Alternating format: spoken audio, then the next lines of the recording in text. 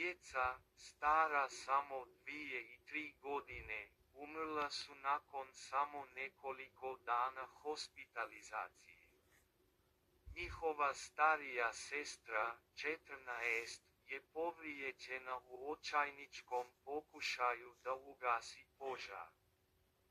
Ono što ova porodica iz Bosne i Hercegovine, koja živi u bečkom naselju Davidhof, mora prebroditi je nezamislivo. Isto važi i za ostale stanare općinske zgrade, koji su ujedinjeni u žalosti sa svojim komšijama. Ekipa austrijskog Krone Zeitunga posjetila je jutros ovo područje. Petak, 22. maj, 9:30, tuga je opipljiva oko Davidhofa, uprkos proljetnom suncu. Ulazi u zgradu su zatvoreni, gotovo niko ne ulazi niti izlazi. Stanari nerado govore o tragediji. Rudi, jedan od komšija, teško pronalazi riječi, jednostavno je užasno. Ne bih ovo poželio nikome na svijetu. Tiho dodaje, svi mi u Davidhofu smo još uvijek u šoku i nestaje u svom stanu. Jedna od najtežih intervencija podsjećanja radi. Sve se dogodio u ponedjeljak, 18. maja, u 16:45 sati.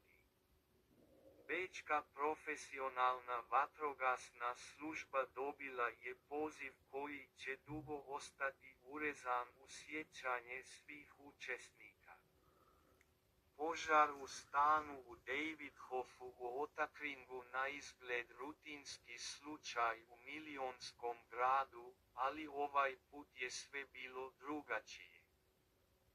Vatrogasci su pretražili potpuno zadimljeni stan pod teškom zaštitnom opremom i pronašli na izgled beživotna tijela trogodišnje djevojčice i njenog 2-godišnjeg brata u jednoj sobi.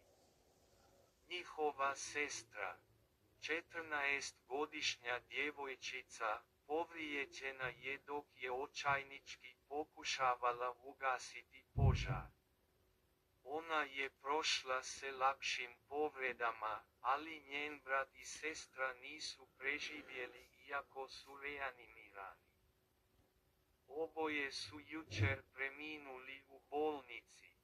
Prema informacijama Kronea, požar je uzrokovao neispravan akumulator, usisivač novije generacije. U trenutku požara, roditelji nisu bili kod kuće, a 14-godišnjakinja je privremeno čuvala svoju mlađu braću i sestru. Policija je naglasila da nije bilo krivično relevantnog ponašanja roditelja, tako da se protiv njih ne vodi istraga.